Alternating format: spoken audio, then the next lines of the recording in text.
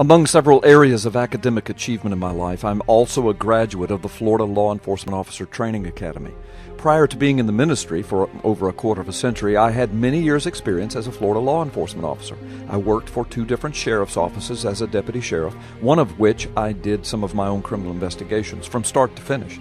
Also, I worked for the Florida Department of Corrections, both at the correctional officer level and at the administrative level in the central office headquarters in Tallahassee, Florida. I have participated in criminal courtroom trials, and I have given testimony and presented evidence in some of those trials. I say all of this to say that what I'm going to say next comes from professional insight, knowledge, and training, and from professional experience.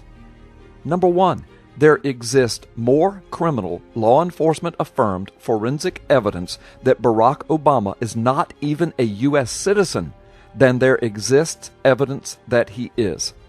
That is, at this point, an irrefutable fact. Number 2, there exists more hard copy, written, and examined evidence, along with testimonial evidence from key witnesses that Barack Obama was born in Kenya, than the zero evidence that now exists that he was born anywhere in America. Number 3, there exists more hard copy, written, and examined evidence, along with testimonial evidence from key witnesses that Barack Obama is currently using a fraudulent Social Security number, a federal crime, than the zero evidence that now exists that he is using a completely legitimate Social Security number. Number 4, there exists more evidence that Sheriff Arpaio's 10-month total criminal investigation of Barack Obama's proffered birth certificate is 100% correct than exists any evidence that his investigation is not correct. Not one single news source or investigation source has even attempted to forensically prove Arpaio's investigation to be inaccurate. Instead, they have simply attacked the messenger.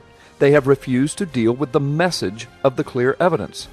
So what are the implications of this matter? Why is it so important? Because if Arpaio's investigation is correct, and there is no evidence to suggest that it is not, that means America now has a foreign usurper as commander-in-chief with his finger on the red button and his finger on the U.S. economy, directing the U.S. military, and he has the power to jail America's legal citizens.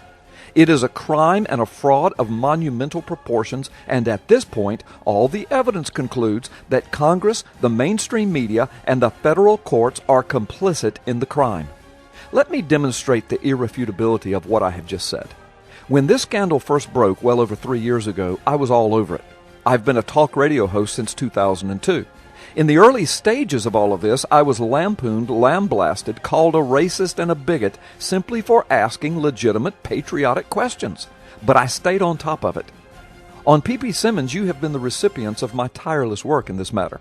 Since Arpaio's March investigation news conference 2012 and the devastating evidence that he presented, and now the July conference, I've issued a challenge to my large national radio audience and even my international audience. Please, now, present to me one piece of 100% forensically verifiable evidence that Barack Obama is even a legal U.S. citizen.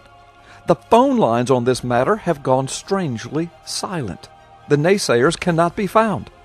For months now, no one will challenge me on this.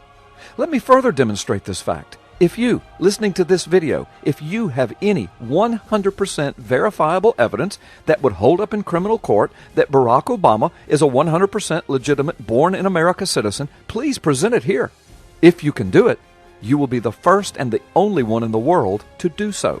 If you can't do it, then it is a fact. America is now under foreign control, and we no longer have a constitutional republic. Unless, of course, we the people take it back. So present your evidence. Let's see it. Contact your congressman. Ask them for the 100% verifiable evidence. They can't present it either. If you can't, then as an American, you should be afraid, very afraid. I want to also say to my Canadian friends, my Australian friends, my New Zealand friends, my Israeli friends, and many other friends from around the world, think of the role America plays in your national security, your way of life. This matter should be of the gravest importance to you as well. Won't you help us get this word out to as many American citizens as possible? God bless you. And God, please forgive and bless America.